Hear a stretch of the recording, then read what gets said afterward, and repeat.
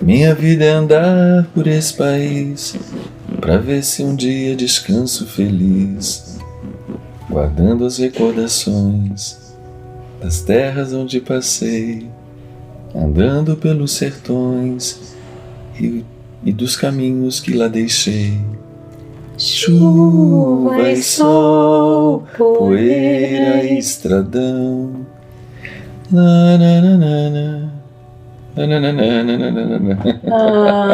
Mas também é covardia, você cantar é covardia comigo, né? Não, é uma delícia cantar com você. Já tô aqui, não precisa me puxar o saco, não.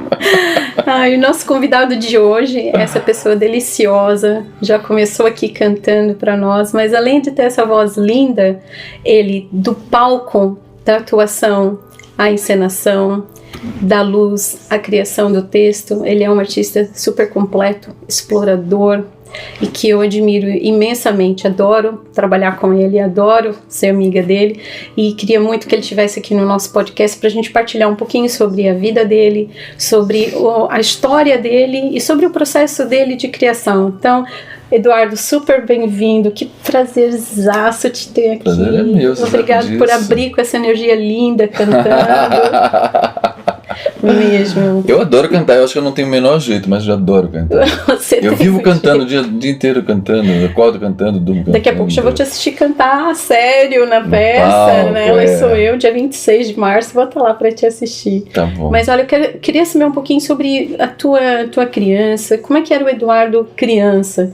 Quem foi o Eduardo criança? Como é que foi a tua infância? É engraçado, eu tenho uma coisa, eu tenho pouca memória da minha vida. Eu estava falando hoje até com uma pessoa sobre isso. Não sei porquê, é um problema qualquer que eu tenho de déficit de atenção, ou de déficit qualquer aqui no cérebro, não sei. E eu lembro de pouca coisa da minha infância. Foi uma infância normal, acho que feliz. Hoje a gente sempre faz essa comparação, né, com as gerações. Hoje em dia a gente vê as crianças nos telemóveis, nos computadores, não sei o quê. A gente era de rua, né? A gente brincava correndo na jogava rua. Bet na rua. O que é isso?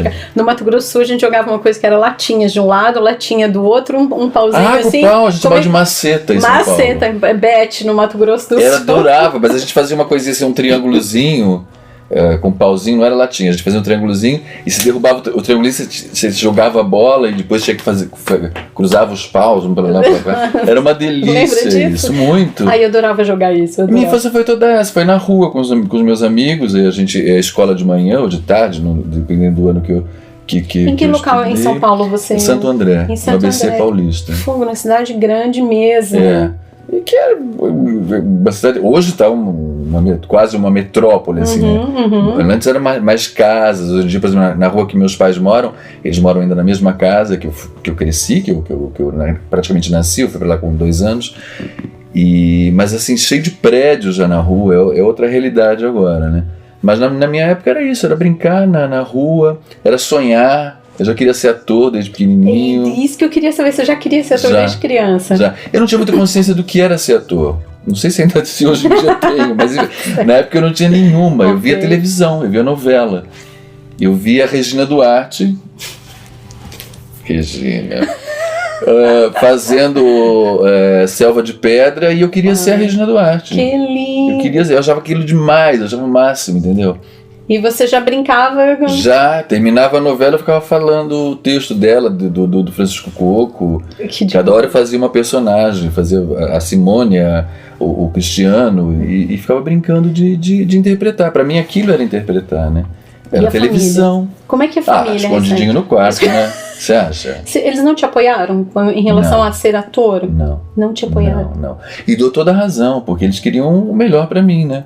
É uma profissão muito instável, até hoje é extremamente instável e tudo isso. Hoje eles aceitam maravilhosamente, me dão maior força, claro, enfim. Mas eu tive que mostrar isso a eles.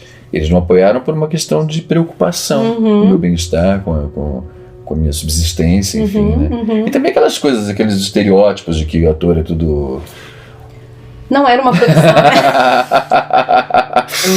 né? Aquelas coisas todas. Sim, não, a nossa profissão, não só o ator, o cantor também, ainda hoje, já muito menos, mas algumas vezes me perguntam assim, o que você faz? Eu sou cantora. Não, mas e a sua profissão? Você trabalha, é verdade. Eu sou cantora.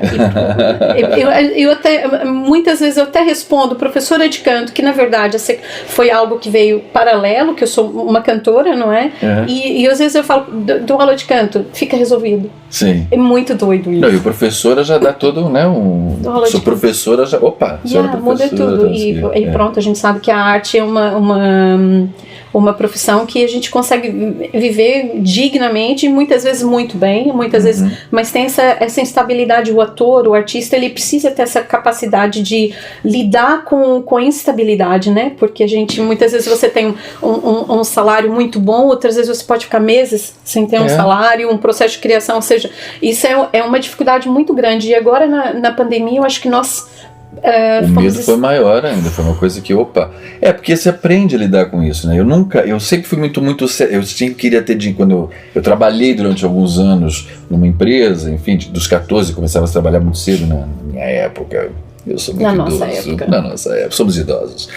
E aí eu comecei a trabalhar, então eu tinha um dinheirinho guardado. Depois, quando eu comecei nessa vida, é impossível você guardar dinheiro. Eu, pelo menos, não conseguia até hoje guardar dinheiro. E aprendi a lidar com isso. Mas é isso que você fala. De repente você tem um trabalho e você aparentemente ganha muito bem. Apesar de que você vem fazendo um trabalho, por exemplo, para montar um espetáculo, você pensa durante um ano. Eu que escrevo, que não sei o quê.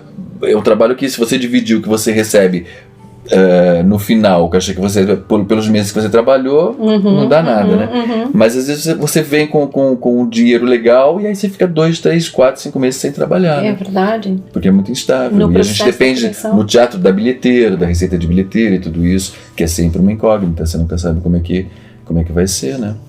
E as pessoas acham que a gente brinca. Tem algumas pessoas que acham que a gente brinca, e pessoas que às vezes você tem até prazer em convidar algumas pessoas e o faz, e até pessoas que te apoiam e tudo isso, mas tem pessoas que me arruma 2 convites aí. E aí você fala, mas de onde surgiu essa pessoa já pedindo convites? Não tenho liberdade nenhuma com ela, e é meu trabalho. Não é? A pessoa não sai no bar e pede, me dá uma cerveja, né? Ela paga pela sua cerveja. Exatamente. Né? A Flávia esses dias fez uma publicação que a chamaram para fazer uma atuação de dança do ventre e disseram para ela, olha, você vem e a gente paga o jantar.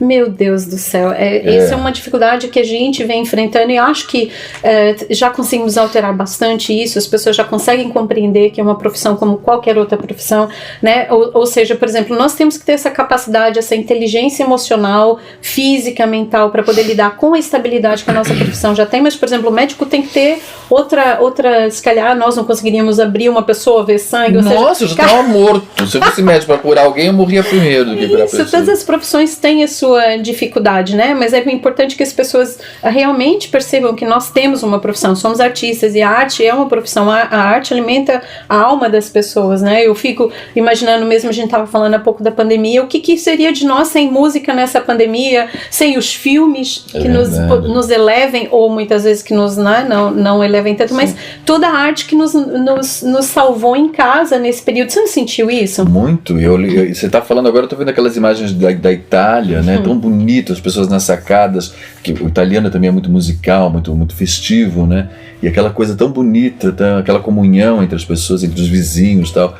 Eu acho que foi um período que trouxe coisas belas também pra gente, eu acho, entendeu?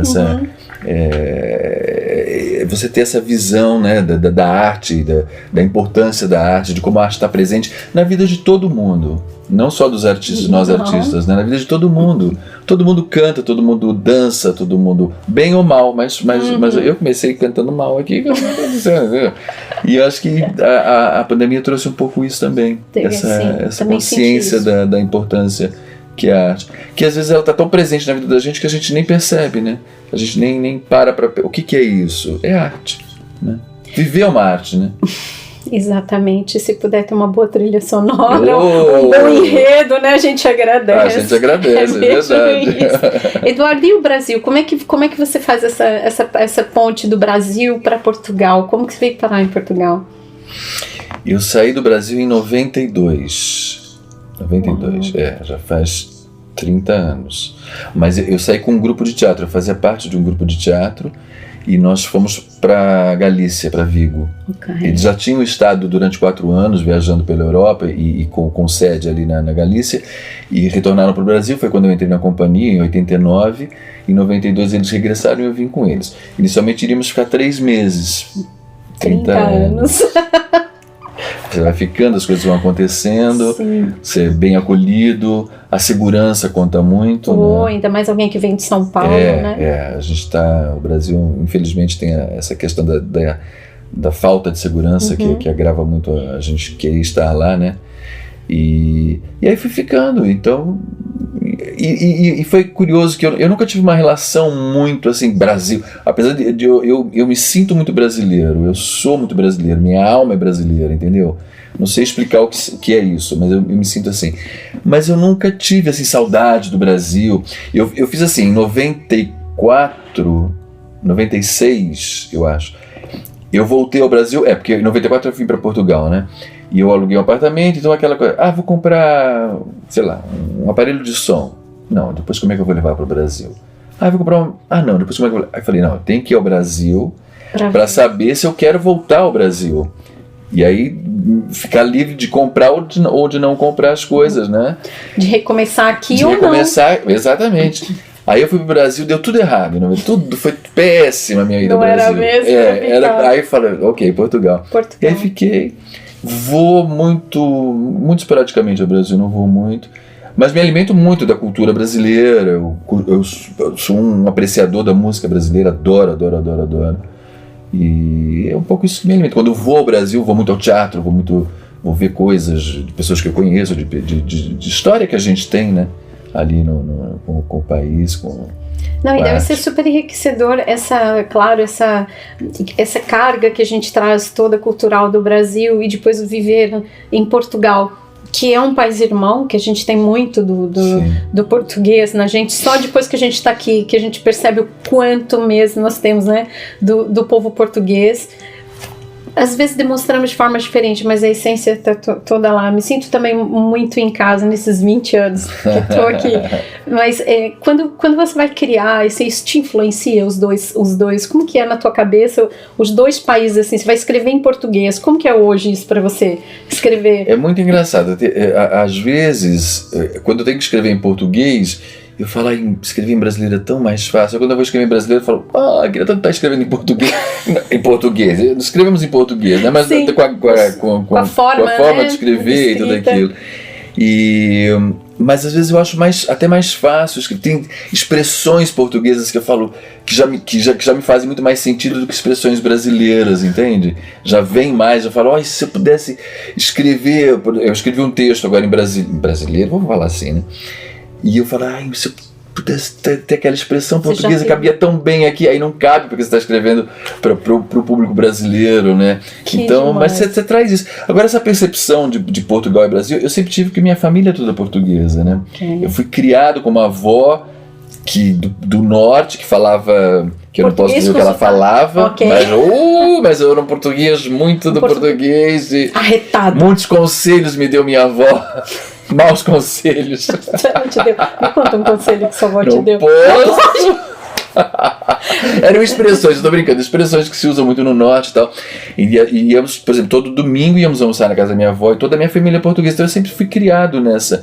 Meus pais compraram o título da Portuguesa de Despótico. Eu morei um tempo em São Paulo mesmo, próximo à Portuguesa de Despótico, que é o clube português de lá. Então eu sempre tive essa realidade na minha vida, né? De estar muito próximo de Portugal. É claro que quando você chega aqui, a coisa já é completamente diferente, né?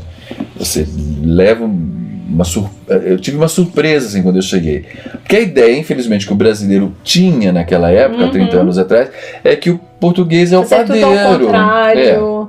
Meu pai sempre teve padaria, bar, quer dizer, não tô falando, como é que se diz? Não, mas a gente não conhece outras realidades, né? A gente conhece só a gente acha que é realidade. aquela, o português de bigode que é dono de padaria. E você chega aqui e você vê uma outra realidade completamente diferente, né? E o quanto mudou essa realidade de 30 anos atrás para agora, né? Muito. E Portugal também recebeu alguns países, né? Recebeu alguns imigrantes e tudo, mas eu noto desses últimos 20 anos uma diferença muito grande da realidade do país, principalmente aqui na ilha, que é onde eu vivo mais, mas eu já noto uma diferença muito grande, o fato de receber outras influências, o quanto isso engrandeceu, porque já há uma raiz muito forte, uma cultura muito forte, o português tem a sua personalidade muito vincada, né? E aí vem essas influências de outros países, como acho que a gente sofreu no Brasil, não é? E mesmo isso dentro do Brasil, né? Você tá em São Paulo, vem o baiano, vem o carioca, vem o mineiro, vem o cara do sul, você vai assimilando essas diferenças. Isso acontece dentro do próprio Brasil, quando a gente vai para outros estados, que é quase outros países, completamente diferente. E a gente leva essa surra assim de cultura, de coisas diferentes. Por exemplo, eu tava vendo um ator brasileiro dando uma entrevista, e ele falava assim: quando eu cheguei aqui, às vezes eu achava que estavam brigando comigo.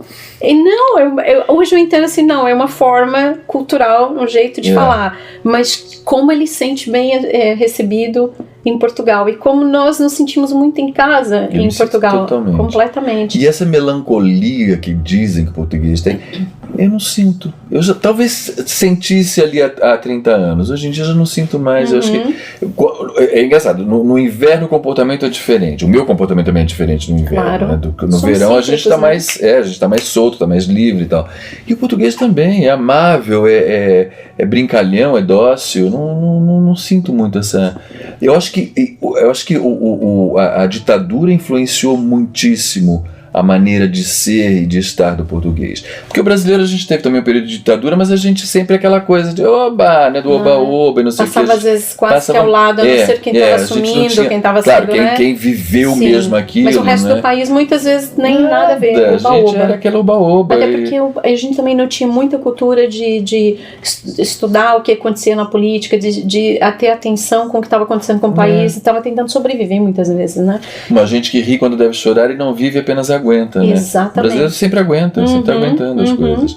E eu acho que talvez a gente não tenha tido muito esse. Eu acho que aqui em Portugal ficou muito mais marcado na lembrança das pessoas, no DNA das muito pessoas. Mais consciência do que estava se sentiram passando. muito mais, eu acho que até pelo próprio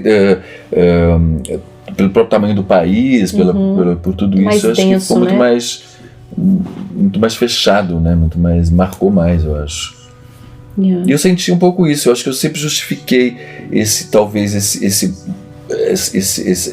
essa coisa um pouco fria do português com essa realidade que vinha da falta de liberdade, né? Quando você não tem liberdade, você se atrofia, né? E que, na verdade, sabe o que eu sinto hoje, assim? Isso que nós compreendemos muitas vezes de ser frio, para eles é o natural de quem está chegando. Sim. É um primeiro contato, porque nós temos essa coisa de ser muito abertos. O brasileiro é uma porta escancarada, não é?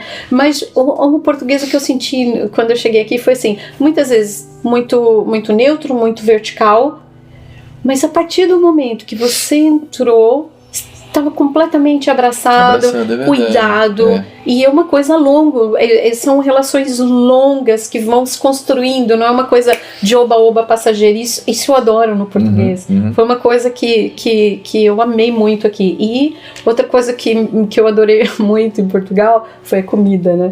Ai, para, gente. O que é o milho frito, gente? Olha, eu não posso, gente. Tem que abolir o milho frito da culinária madeirense, que acaba comigo. Milho frito e bolo do caco, pelo amor de Deus, parem com isso. Cara, a comida é muito boa. É muito boa, como meu pai do céu. Eu sempre achei, no Brasil também come-se muito bem, mas aqui é uma coisa absurda de bom, né? A dieta mediterrânea, o azeite. Meu pai. Não, a malta aqui não tem noção de quanto custa um litro de azeite no Brasil. O azeite é ouro no Brasil, não dá pra ter azeite pra cozinhar todo dia. Não dá, o azeite galo era presente. Quem vinha pra Portugal é presente. Tia, o que você quer que eu leve pro Brasil? Galo. Minha filha traz azeite, só que você não me aparece sem o azeite. Azeite maravilhoso. E o nosso ainda era aquela latinha. Lembra que tinha que furar do lado, furar do outro, pequenininho assim, ouro. Caro. Vocês não sabem que tesouro que vocês vivem aqui. Sofreu já no Brasil. Hoje eu não vivo mais sem azeite. Eu só uso azeite também. Como é que é a tua alimentação? Nem óleo eu uso. Falando em azeite, quero saber como é que você cuida de você, do seu corpo, da sua alimentação? Eu, há 2 anos, eu por conta própria, cortei carboidrato para emagrecer, comecei a andar, emagreci, perdi 15 quilos. Ok. Aí depois voltei um pouquinho no bolo do cara, né? Quando eu tô aqui. Passando a Aí barriga. voltei a engordar, mas agora eu sei que se eu quiser eu consigo emagrecer, mas é só cortar mesmo. E para as verduras, para os legumes, para carne eu não consegui ainda cortar, eu gostaria de cortar. Não, e olha, você sabe que o nosso corpo, com aquela história do Norberto, né, do tratamento que ele fez, aí eu tive que aprender um bocadinho sobre comida. E a Ana Garcês, ela nos deu uma dica super legal, que é o carboidrato, você usar, por exemplo, carboidrato de baixa absorção, mandioca, batata doce, Batata doce, você usa. Batata doce, porque a batata branca ela tem 98% de glicemia, ela é açúcar. E a batata doce ela tem 58, que 50. Pelo nome devia ser uma loucura, né? a gente quase não, nada a ver. E aí ela fala isso, ela fala, olha, pra gente não cortar o carboidrato, pra gente comer na hora do almoço, 2 colheres de sopa, mas pra pôr, porque senão depois a gente pode ficar com esse efeito sanfona. Tá vendo a dica? Não, mas a batata doce eu ponho no é isso, no meu menu. E o que você faz assim para o teu corpo? Você faz algum exercício? É o teatro. Pô, Eduardo, o teatro é um exercício? Sim, mas eu também não faço espetáculos assim com tanta regularidade, né, quanto isso. Mas quando você está encenando também, você não para. Você está andando lá, você está de pé, você está na gente, isso você vem... me dá uma energia, é verdade. Eu sou muito preguiçoso, mas quando eu estou numa sala de ensaios, não sei o que, aí eu já estou com preguiça, isso vai passar depois que eu já fiz o espetáculo aqui. Mas eu já estou pensando que tem um espetáculo agora no sábado, já tenho uma preguiça, mas aí quando chega no sábado já é outra coisa. Mas você tem que se preparar, porque aquilo é uma loucura. Mas eu tô todo dia, acordo de manhã já falo, vai aquecer a voz. Um joquezinho, não? Gente do céu, que se você... Só descer uma ladeira aqui, eu tô na roxinha, agora descer a ladeira já tá feito o exercício. Já. O Ela Sou Eu é incrível. Me fala uma coisa, o teu processo de criação, como é um processo linear? Como que você tem algum processo de composição? Quando você vai compor um texto, quando você vai escrever um texto, como que é esse processo para ti de criação? Não, na escrita eu penso sempre... você tem que contar uma história que resulte no interesse do público, né? E que seja clara, que seja interessante para o público ouvir e ver aquela história. Então, e aí tem também uma questão técnica do ápice da história, do não sei o quê, uma piadinha, uma coisa... Já tem uma receita. Já tem uma receita. E aí o tempero que você põe teu, assim, o que vem? Eu não sei, é tão natural. Eu não gosto de falar que eu escrevo. Eu escrevo porque eu escrevo, porque eu me meto a escrever. É um exercício que eu gosto. Mas não, se você me perguntar, você é um escritor de teatro, você é um dramaturgo? Não sou. Eu escrevo. Por exemplo, eu tenho que escrever, então eu escrevo. Então eu gosto de escrever as minhas histórias, porque na própria escrita do teatro, por exemplo, eu já vou mais ou menos pensando como vai ser o espetáculo. Eu já vou imaginando o cenário, eu já vou imaginando a movimentação cênica. Claro que isso muda depois com os ensaios, mas eu preciso disso. Eu não consigo escrever e não pensar como é que aquilo vai ser resolvido cenicamente, entendeu? Que interessante. Então a escrita já me obriga a pensar na concepção do espetáculo. Então não sei, não tem assim uma regra, não sigo, acho que é mais, não é espontâneo que se diz, espontâneo, E como ator, assim, você também, quando você vai criar um personagem, tem algum processo? Eu já tive alguns, quando eu comecei, por exemplo, o primeiro diretor que eu tive de teatro, que foi o Roberto Cordovani, ele tinha uma coisa muito de construção de personagem e de interiorização da personagem. Então você tinha que escrever a historinha, eu nasci não sei aonde, não sei quando, meu pai não sei o quê, e aí e ele tinha uma coisa exagerada, que por exemplo, quando ele começava a se maquiar, você não podia mais chamá-lo de Roberto, você tinha que chamá-lo do nome da personagem, não sei o quê. E eu acreditava naquilo, por um tempo eu acreditei naquilo, depois eu vi que é tudo uma bobagem, entendeu? Porque se você tá no palco, o refletor vai cair, você é o primeiro a sair correndo, entendeu?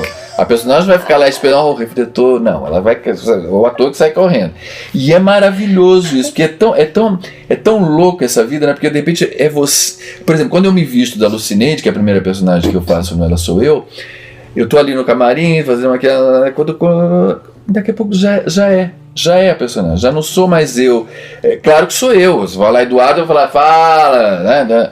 Mas já fala, Já é uma coisa, já vem já é o andar já é diferente, já é tudo diferente, entendeu?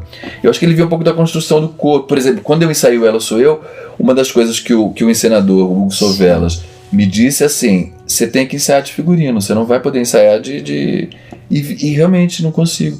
E já era uma coisa que já vinha, porque quando eu enseno um espetáculo, e que eu vou dar um exemplo para uma pessoa, para uma atriz, que eu vou falar, não, e é uma mulher, e eu digo para ela como é que eu quero que ela faça, o pé já fica em meia ponta, assim, sabe? Deixa eu mostrar até meu tênis, que é caríssimo, hoje eu vim, ele abriu aqui, agora que eu vi, olha que papelão, gente. Adoro.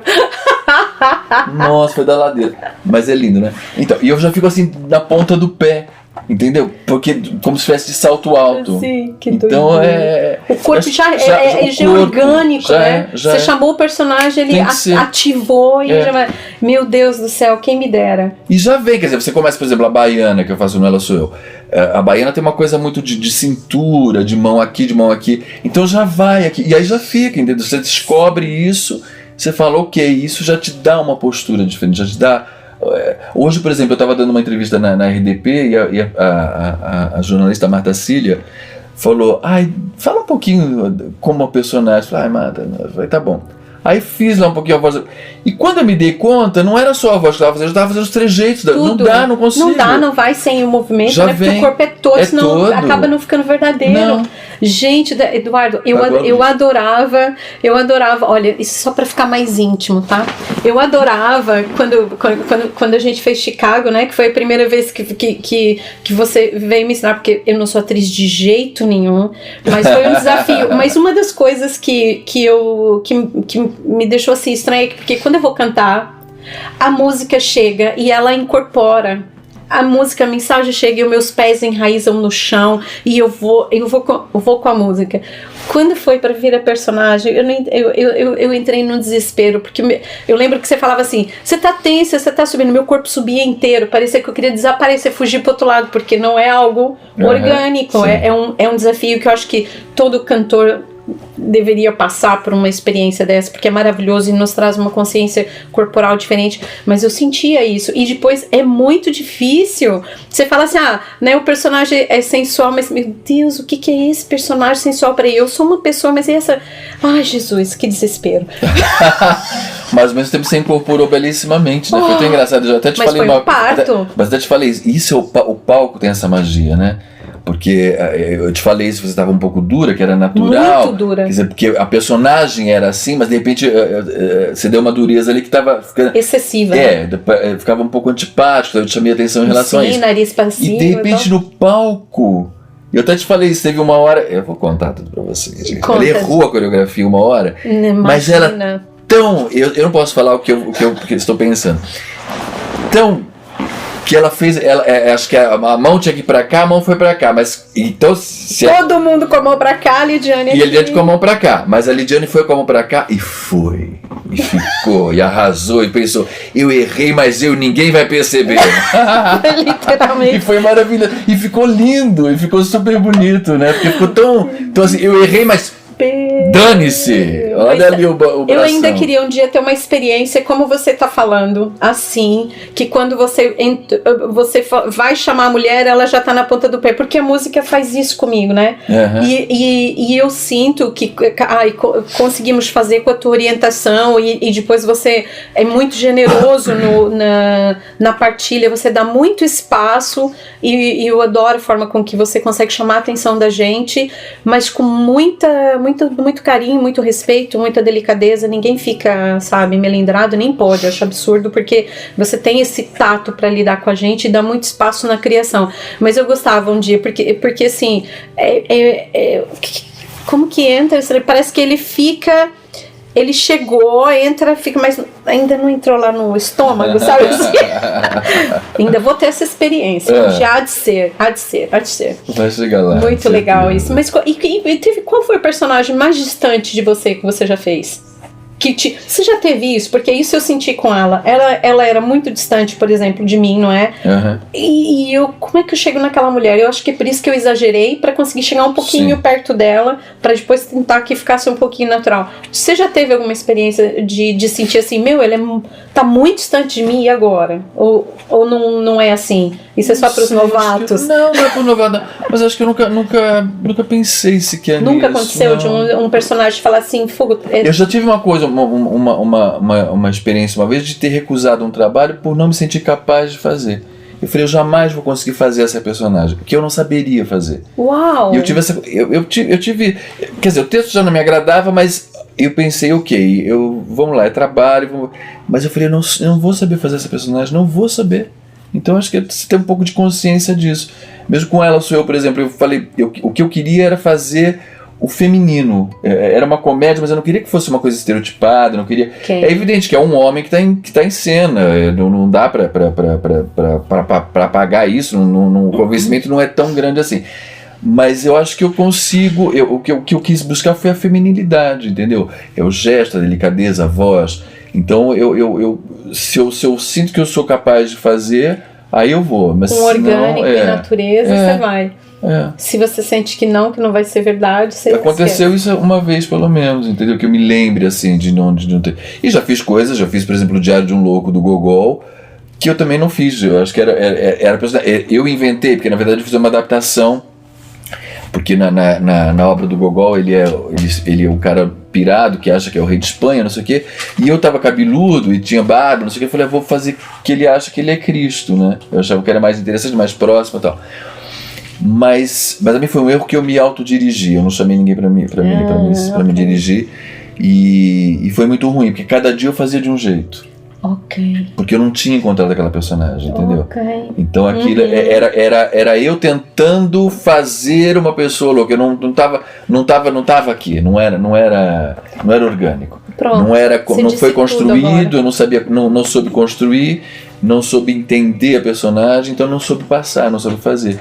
Teve algumas apresentações que foram super legais. Eu lembro que eu fui para Cuba, para o Festival de Cuba, e lá eu estava tão feliz de estar lá, estar em Cuba, e tudo, tive apoios para ir, estava numa fase belíssima, com um espetáculo, e de repente a personagem baixou de uma maneira que eu não sei qual, mas nunca mais ela baixou, porque ela não existia. Uau. Ali o que foi assim, foi uma felicidade que eu tinha, e aí que me deu assim um entendimento, sei lá, da personagem, eu fiz de alguma maneira ali, que eu curti fazer, mas nunca mais consegui repetir, porque não existia base. Foi toda uma situação de energia que te levou para aquele lugar. Opa, voltou luz, quero luz. Sei que além das cortinas são palcos azuis. Gente, estou tão chateado com meu sapato, porque eu levei pro sapateiro agora, antes de vir pra cá, ele falou, me deu um trabalho, não sei o que, agora... Mas realmente ele tá lindo, não se percebe nada. Mas eu percebo, agora eu vou ter que levar no sapateiro. Vai voltar pro sapateiro outra vez. Eduardo, diz uma coisa, você trabalha muito com pessoas que não são atores profissionais, mas que amam o teatro e muitas vezes dedicam a sua vida até, né, a isso. Como que é trabalhar com pessoas que não são atores? Quais são as dificuldades, quais são as coisas boas e quais são as coisas boas que vêm das dificuldades? Eu adoro. Às vezes me irrita um pouco, porque às vezes é um pouco... Tem gente que não tem jeito mesmo, não adianta. Você vai e aí você tem um pouco de paciência, ou às vezes é uma participaçãozinha pequena, você fala, ok, dá pra pessoa estar ali, não vai comprometer, feliz, né? Deixa ela ser feliz e deixa ela fazer o que ela gosta. Mas ao mesmo tempo eu tenho muito prazer em, por exemplo, eu montei um espetáculo aqui chamado Gangsters na Broadway. Foi, não sei, 6 anos ou mais, não me lembro. E posteriormente eu montei fiz a mesma montagem com atores profissionais no continente. 1000 vezes a montagem daqui. 1000 vezes. Foi a pior experiência que eu tive, foi com acho que eram 16 atores. Aqui nós tínhamos 2 atores profissionais na montagem aqui da Madeira, mas o resto todos amadores. Foi com o Mads. E lá foi horrível. Então ali até me deu... Foi até bom que isso acontecesse, eu falei, olha, deixa eu valorizar. Continuar as pessoas isso que eu faço, aqui, né? Porque as pessoas fazem com tanta boa vontade, com tanta dedicação, né? E dão o que podem. E às vezes você consegue, você fala, puxa vida, olha só. uma pessoa que não é ator, que não é atriz, ou pelo menos que não tem isso como profissão, mas tem o entendimento, tem o talento, né? Que é uma coisa de talento, ou você tem ou você não tem, não adianta. Por acaso a vida não proporcionou ir por aquele caminho, mas tá lá, né? Tá lá. Tudo lá. Eu já tive várias surpresas assistindo vários trabalhos que você fez aqui, e já vi pessoas no palco que eu ficava assim, meu Deus. Uma delas é aquela moça que fazia a madeirense, as duas que faziam a madeirense nos 600 anos. Filipa e a Jack. Gente do céu, que coisa mais deliciosa aquelas duas moças fazendo o papel madeirense, né? Mas o madeirense da Gema mesmo, foi incrível, não? E muitas outras pessoas, né? Que eu toco nas duas porque realmente eu nunca tinha nem as visto no palco, nem cantores, não é dessa área, né? Mas foi uma surpresa super linda. E era um personagem que criava muita empatia também com o público, né? Total empatia com o público. E futuro? Quais são os seus projetos para o futuro? O que você ainda sonha? Não tenho. Não tem projeto no futuro? Não, projeto concreto tem. Vou fazer agora no final do ano o Natal da Família Addams, aqui com o Mads. E é o que eu tenho. Tenho talvez uma outra coisa com o Gonçalo Abreu, que é um outro projeto grandioso, assim, que eu tô até um pouco com medo de já disse sim, um sim meio tímido ainda. Foi não... aquele que eu te dei pro Chicago, assim. Foi mais ou menos isso. Mas assim, a longo prazo não tem. Não, tem o Primo Basílio, que devo fazer também o ano que vem, no teatro. E uma coisa que nós vamos fazer juntos. Surpresa, ano que vem. Que delícia. Vamos fazer também. Quer dizer, tem esses projetos. Tem uma coisa também que eu devo escrever, um seriado para televisão, mas ainda desde maio a gente está discutindo isso. A coisa está enrolada, mas por muita burocracia, porque é uma coprodução com o Brasil, enfim, é uma coisa um pouco mais complicada assim, para se resolver, não é tão simples assim. Mas não faço muitos projetos, assim, não... Você vive o presente, né? Vai semeando hoje e deixando florescer. E eu acho que é mais até... não é tão recente isso, mas acho que a pandemia veio fortalecer essa minha ideia, esse meu sentimento de viver o hoje. É claro que a gente tem que planejar, né? A gente não pode pensar o que eu vou fazer amanhã e só amanhã resolver. A gente tem que pensar, mas deixa um pouco mais... Vou viver agora. Quero viver o presente, quero saborear esse momento agora. Porque a gente não sabe se a gente vai ter o momento seguinte, né? Olha, eu saboreei demais te ter aqui. Eu tô muito feliz. Já acabou? De ter aqui. O que é aquele 30 ali? Ele vai dando tempo pra gente. Então o quê? A gente já fez 30 minutos? A gente já passou de 30 minutos, certeza. Mas assim, eu queria te dizer que... Ele é o Miguel, tá, gente? Isso é a produção que tá ali atrás, o Miguel. Miguel. 40? 40, vê? Você tá 40 minutos conversando comigo, que delícia. Tudo que é gostoso passa assim rápido. Dizem que o tempo é relativo. É mesmo isso, né? Tudo que é bom passa rápido.